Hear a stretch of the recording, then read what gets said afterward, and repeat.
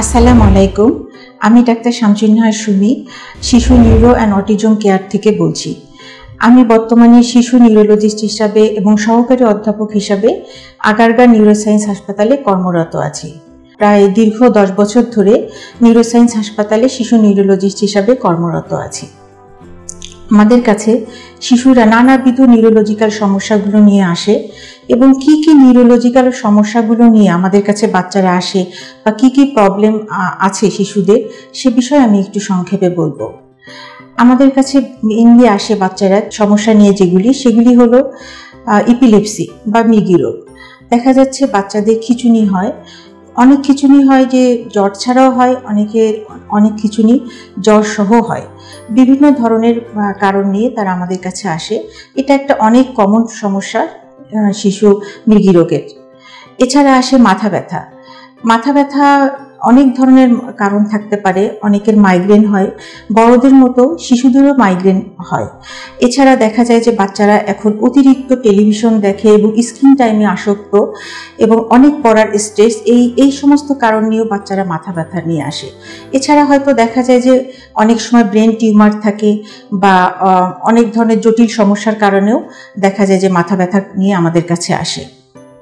এছাড়া বাচ্চারা আরও অনেক প্রবলেম থাকে, যেমন দেরিতে বসা, দেরিতে কথা বলা এবং দেরিতে হাঁটা, এই ধরনের সমস্যাগুলো নিয়ে আসে। আর একটা যে রোগটা কমন সেটা হচ্ছে সেরিব্রাল পলসি, যাদের দেখা যায় যে জন্মের পরে বাচ্চারা দেরিতে কান্না করে অথবা অনেক ছোট হয়, প্রিম্যাচিউর হয়, অথবা জন্মের পরে বিভিন্ন জটিলতার কারণে তারা এই রোগে আক্রান্ত হয়। থেকে কমন একটা সমস্যা আমাদের এখন বর্তমানে সেটা হচ্ছে অটিজম। দেখা যায় যে এমনও হয়েছে যে 10 জন পেশেন্টের মধ্যে 2 জনই এক অটিজমে আক্রান্ত। এরকমও আমাদের কাছে প্রতিনিয়ত আসছে।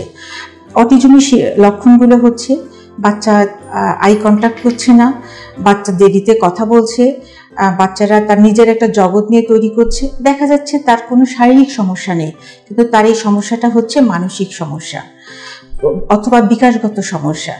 কিন্তু সবকিছুই যে কথা বলতে পারছে না তার কারণ যে অটিজম, সেটাও কিন্তু না। অনেক বাচ্চা আছে যে হেয়ারিং ইম্পেয়ারমেন্ট, সে কানে শুনছে না, দেখা যাচ্ছে সে কারণে সে কথা বলছে না। অতএব এই বিষয়টাও আমাদেরকে দেখতে হবে।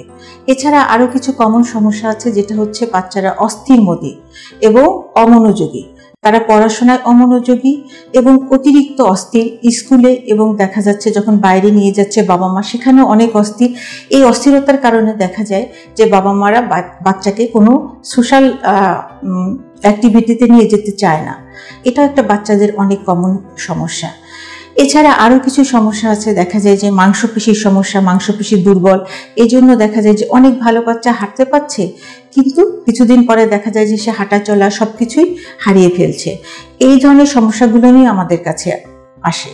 এছাড়া আমরা আরও কিছু প্রবলেম পাই। দেখা যায় যে অনেক ভালো বাচ্চা জ্বর হচ্ছে, জ্বরের সাথে খিঁচুনি হচ্ছে, এনকেফালাইটিস, মেনিনজাইটিস, অটোইমিউন এনকেফালাইটিস, এই ধরনের নানাবিধ সমস্যা নিয়ে আমাদের কাছে বাচ্চারা আসে, হাসপাতালে ভর্তি হয় এবং তারা চিকিৎসা নিয়ে চলে যায়। আমি যতগুলো রোগের কথা বলেছি, পরবর্তীতে প্রতিটা রোগ আমি বিস্তারিত আলোচনা করব এবং আপনারা আমার সঙ্গে থাকুন।